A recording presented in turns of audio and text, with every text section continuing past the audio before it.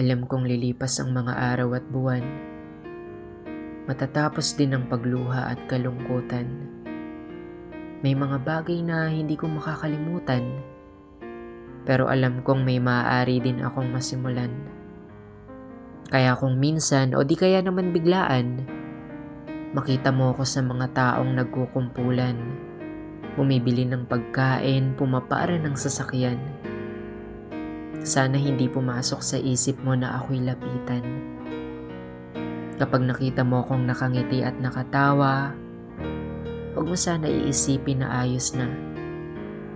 Pagkat bago mo ko ulit makita dito, mahaba muna ang naging proseso. Bago mo ko nakita sa magulong plaza, matagal din akong nagkulong at nag-isa. Bago mo ko nakitang maganang kumakain, maraming beses na gutom ay pinili kong palipasin. Alam mo, naiintindihan naman kita kung bigla ka makaramdam ng kakaiba, gaya ng pagkagunita at pangungulila, pananabik, saya, maging pagtulo ng luha. Huwag kang mag-alala, kasi kilala pa rin naman kita. Kung nandyan ka lang sa paligid-ligid, mararamdaman ko yun kahit hindi nagmamasid. Kilala ko pa rin ang amoy at saan ito nagmumula. Pamilyar pa rin sa akin ang yapak ng iyong mga paa.